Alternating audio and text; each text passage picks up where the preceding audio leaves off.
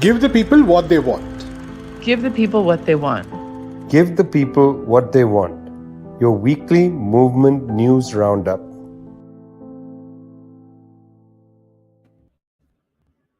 It's the 5th of August, which those of you who know would know that today is the death anniversary of Friedrich Engels. Quite a guy, Freddie Engels, close associate, friend of Karl Marx, also a devoted scholar and writer about trying to understand the wretchedness of the capitalist system. So there you go, Freddie Engels. He decided not to be buried, but was cremated in Indian fashion, and his ashes were thrown into the British Channel or the French Channel, or however the Europeans decide to name the water between France and Britain. Meanwhile, of course, another place of great conflict where it doesn't seem to get the kind of attention it should. The Israelis have decided to bomb Palestine again. They're bombing Gaza. We'll come back to that perhaps next week with more to say about why this punctual bombing of Gaza, what it means.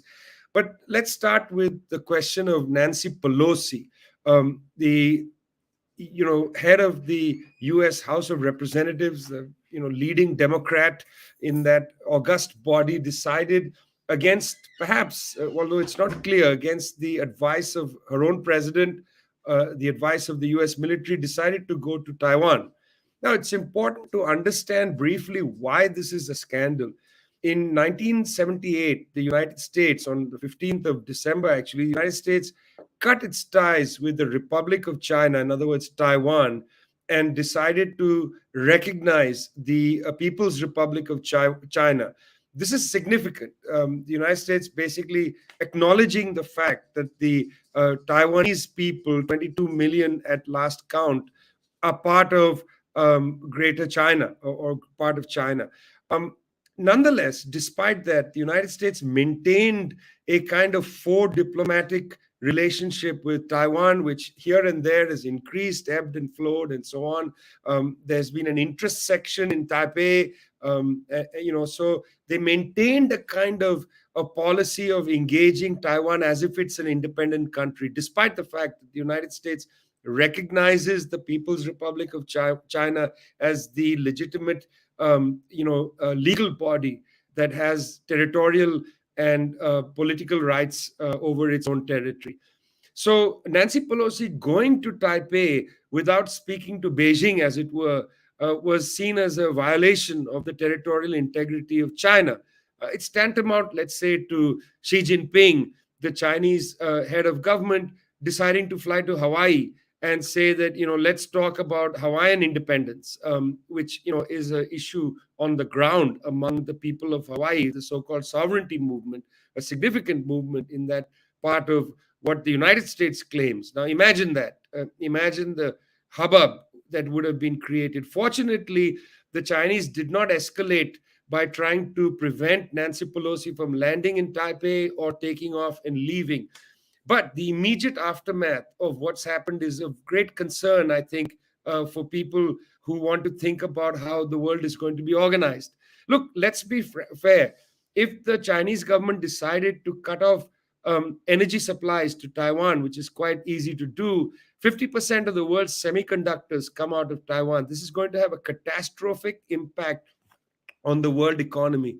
Well, what the Chinese have done in retaliation for Nancy Pelosi's provocation, and it was certainly a provocation, what the Chinese have done is to cut military-level contacts with the United States. That includes no more conversation between theater commanders. This is actually a very serious development. The Chinese have withdrawn from theater commander to commander, interaction, liaison interaction.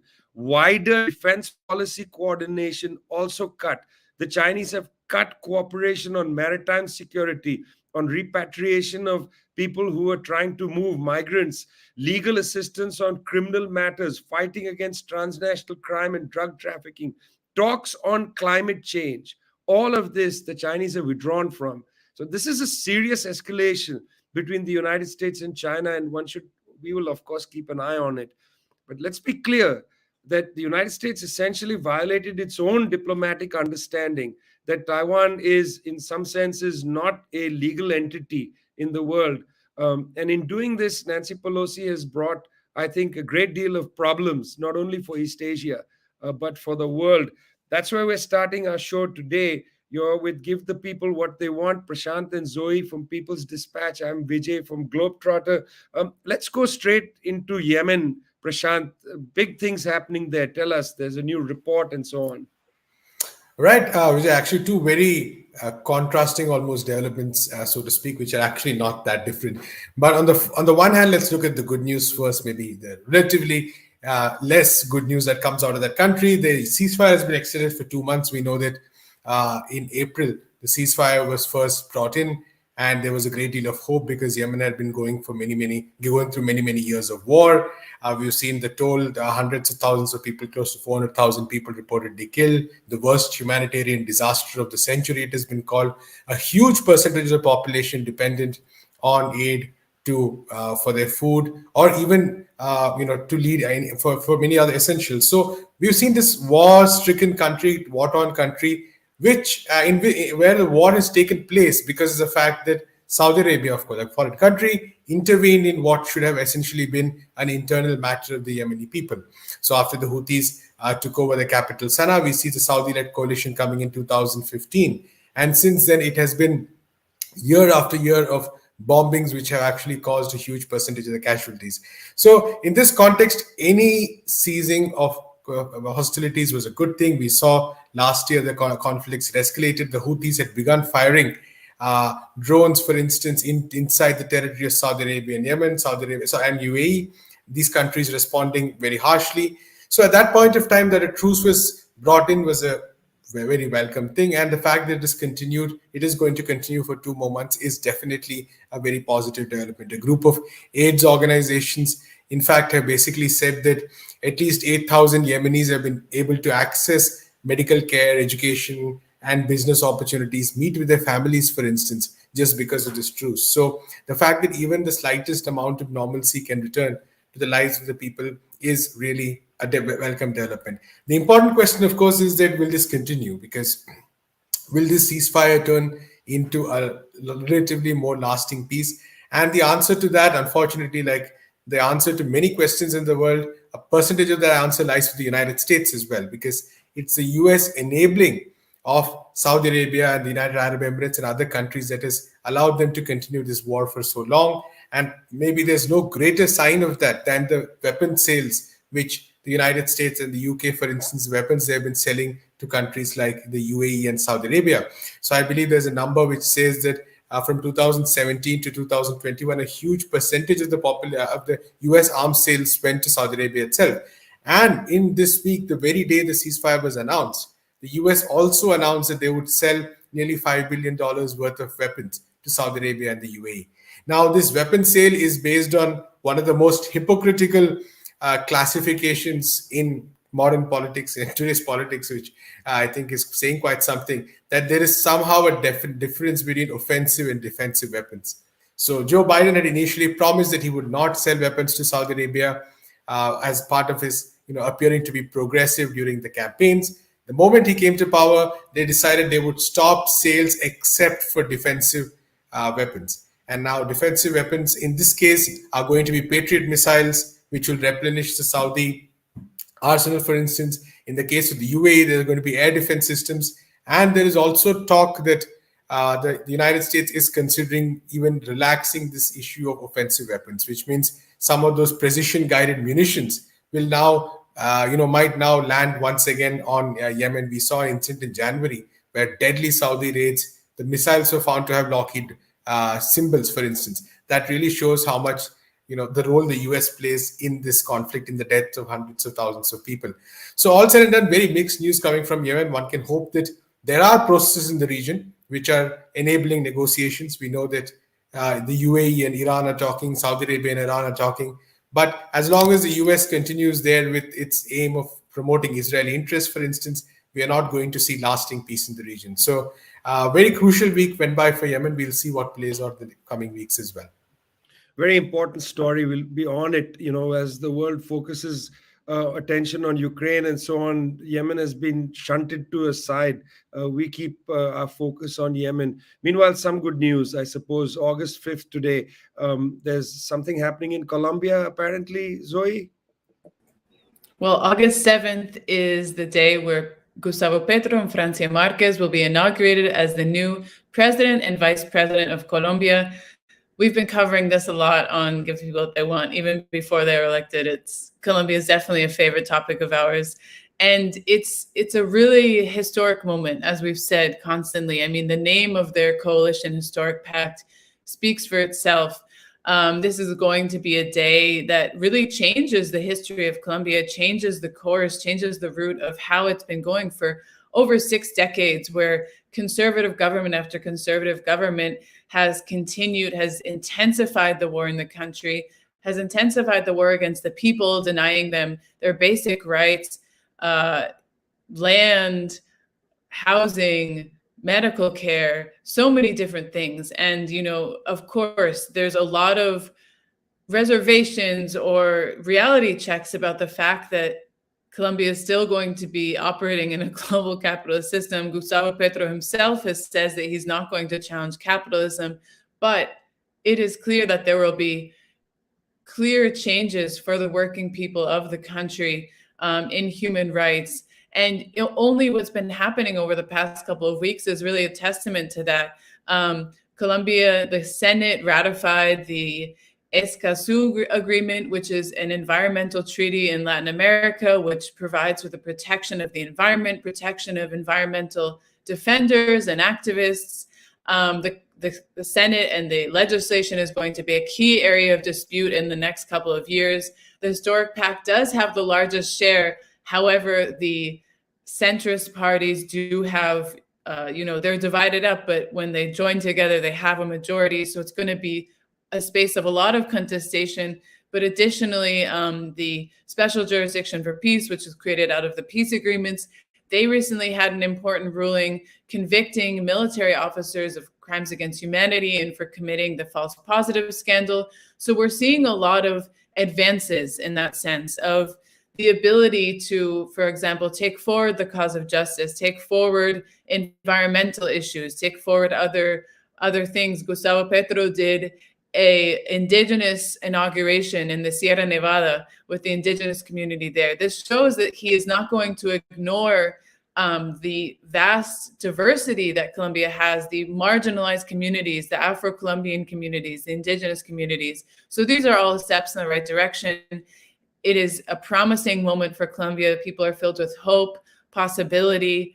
So it's going to be very interesting. And with regards to the inauguration, there's been a crux here we've seen because, for example, as we spoke about in the past couple of weeks with the political crisis in Peru, Pedro Castillo, one of the heads of state in Latin America who would normally be attending this historic event, as all of the heads of states, regardless of their political affiliation, usually attend these events. He was blocked by his own Congress, which is currently trying to impeach him from attending this inauguration. I think that's an interesting detail to show the current picture that we're seeing in Latin America, which is one of a lot of influx, a lot of change. It's a situation that's constantly changing. With October in Brazil, we're also going to see huge changes. Will Lula win in the first round? Will he win in the second round? Is Jair Bolsonaro going to allow this? What is it going to mean for the continent when there's a Lula presidency, a Petro presidency? It's a moment of great change, of possibility and transformation. And it's incredibly exciting to watch and to see the possibilities that of a continent that has been really ruled and dominated by neoliberal US power for the past couple decades, of course, with the exception of the 1 decade in some of the countries in South America. But really, I think this Petro inauguration marks a before and after moment. And so we'll continue to change. We'll continue to cover the struggles for change. Also important to mention that there was one of the most bloody weeks of violence in Colombia last week. So as these great changes are taking place, there's these regressive forces, these forces for violence are still active, are still trying to take forward their campaigns to control the territory, to control drug trafficking. That's going to be a major point of contention as well. But again, important times. Yeah. So you're listening to Give the People What They Want, brought to you by People's Dispatch and Globetrotter. We've not really seen many selfies from you in a long time. We'd like you to send us your selfies of you watching our show. Tell other people about this show. We're keen to have, we're keen to really be the best show on international affairs available for you. We're here for you. We're going to move on now to Western Sahara. Again, doesn't get much reporting. We've had a report earlier about a terrible set of violence on the Spanish-Moroccan border. This is on the other side. Not really a border, it's a place under occupation by the United Nations. New report out on Western Sahara, Prashant? Right, Vijay, it's interesting you mentioned the refugees because this is actually a very connected issue. And it stems, and again, it's also connected to the earlier story, Yemen, because what we see is that Morocco, which signed the Abraham Accords, which is what the US is trying to push across the region, benefited considerably from that. And one of the main benefits it got out of it was this legitimization by the US and in various ways its allies of the Moroccan occupation of Western Sahara. Now, we know that there's a referendum is supposed to be conducted. This was decided at various international fora. It's been, I think, close to 30 years since that decision was made. Nothing has happened on that. Meanwhile, Morocco has continued atrocities on a very, very regular scale, increasing in several magnitudes. But throughout, what has happened is that the United Nations countries around the world have not really stepped in on this issue. And what we now see is that with the kind of blank check Morocco has got from the US and its allies by signing the Abraham Accords, what Morocco has got is now an opportunity to continue many of these excesses. And it's at this point that we need to look at the report produced by the collective of Sahrawi human rights defenders in Western Sahara called CODESA. It's a very important organization to follow because their first Congress was held only in 2020, recently, of course. But the amount of information that has come out from them, they have become a very important source of chronicling the kind of atrocities that take place in this occupied territory. And the numbers are quite staggering. The numbers are quite astonishing. We're talking about a very short time period between September 2020 and December 2021. Say at least 20 extrajudicial executions have taken place. A number of Sahrawi prisoners, political prisoners, the number of cases they have faced have actually increased by a considerable margin.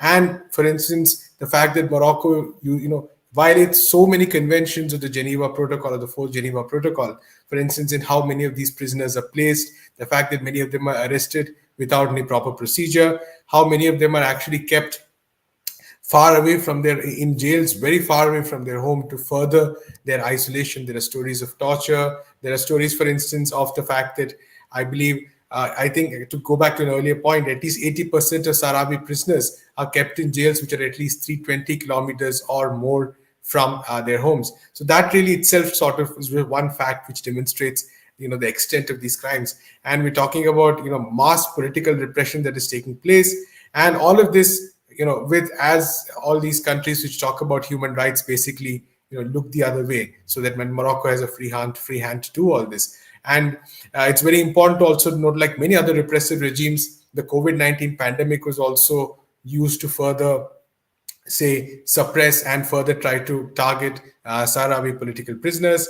And it looks, and the demand for this report, for instance, is the fact that the promises that were made to the Sahrawi people, that they would have the right to self-determination, that their rights would be granted, that these promises, without these promises being achieved, there's very little chance of any kind of peace and of life itself, or a stable, secure life itself for the people of Western Sahara. So it's a country, it's a region which people need to go back to time and again, because with the Abraham Accords, the kind of impunity the Moroccan state has got has really exceeded all limits now.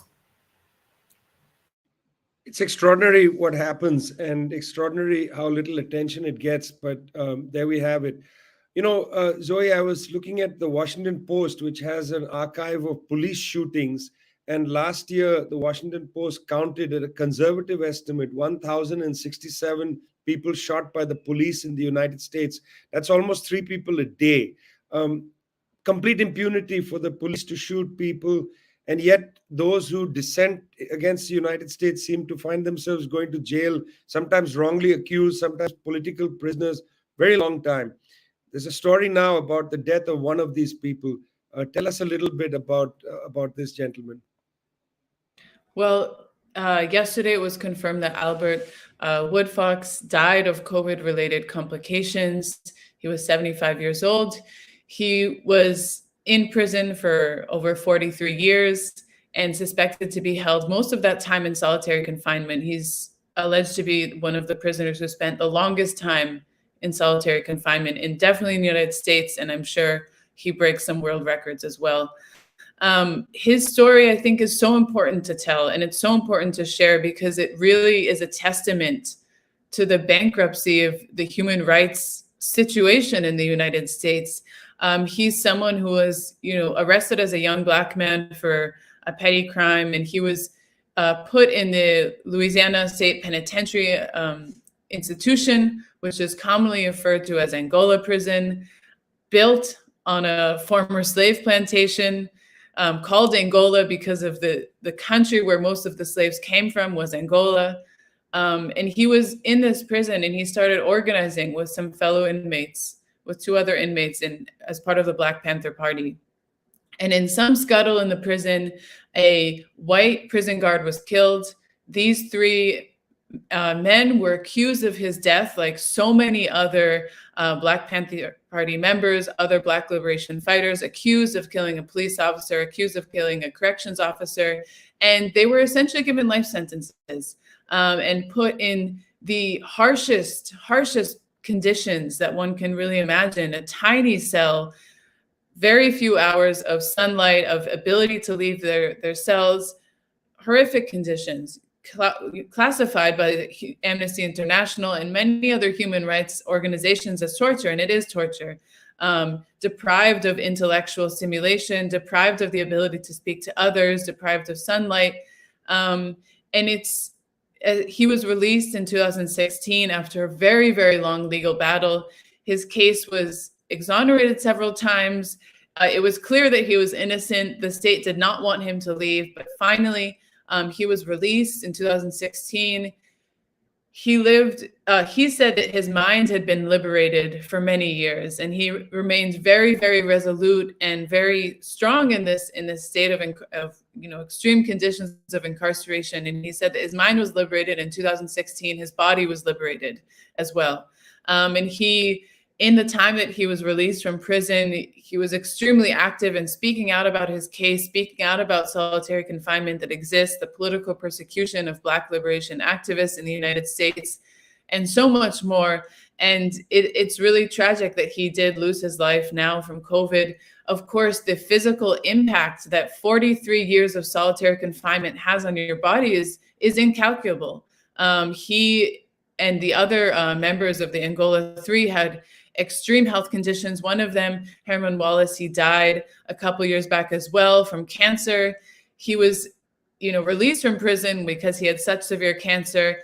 He died, and hours before he died, the court had actually ordered for him to be rearrested and reincarcerated. So, I think this case is so important to talk about, the Angola 3, the case of Albert Woodfox, because it really is a testament to this ongoing struggle that exists in the United States for full human rights and full liberation of all people. And it begs the question that how can the U.S. continue talking about human rights in other countries when it has such horrific treatment of its own people?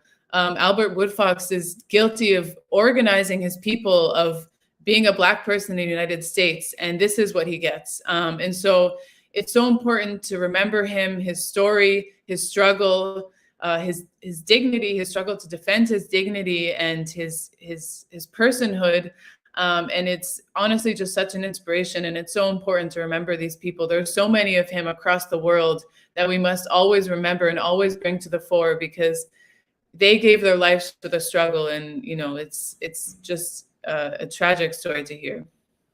It's a very tragic story. I'm glad that we're lifting this life up.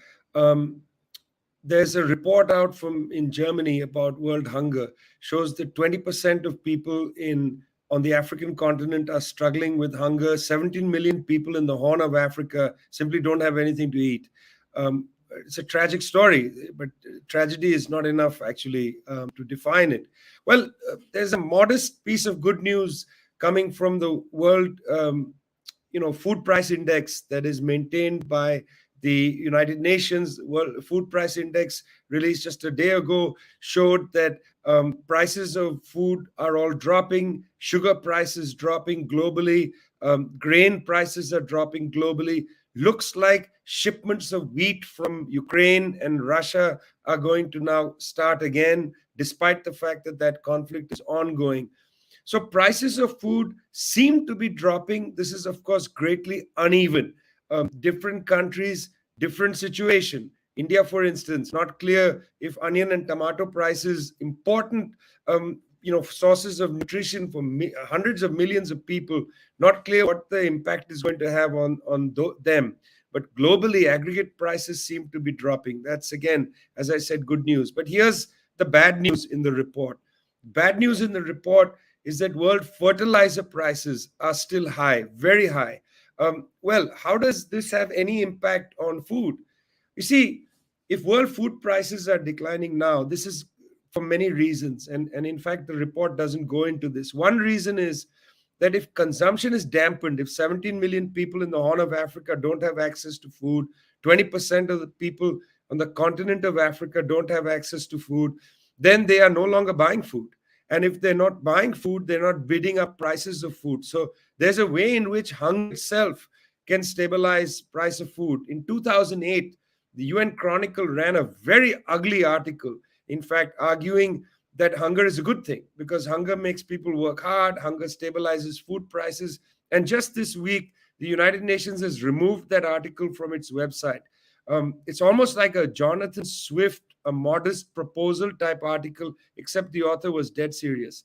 Well, we know that the reason food prices are declining is because supply is increased. But again, some of that might just be that people are not eating up to the levels where they should be eating. That's in the immediate period. Let's get back to fertilizers. What's the issue with fertilizer? Fertilizer prices high. That means a lot of petty producers, small producers, not able to fertilize the fields as much as they would like to, which would mean that future food prices are going to go up again. We're seeing great instability in the food price market. This is directly related to world hunger. We'll keep an eye on it. I know, friends. I know that when we start reporting on economic issues, you sort of roll your eyes and say, I'm not interested. But this is a life and death issue for millions of people. You get this kind of reporting and give the people what they want. Brought to you from People's Dispatch. That's Zoe and Prashant. I'm Vijay from Globetrotter. Looking forward to seeing those selfies. Don't forget to smile when you take them. See you next week.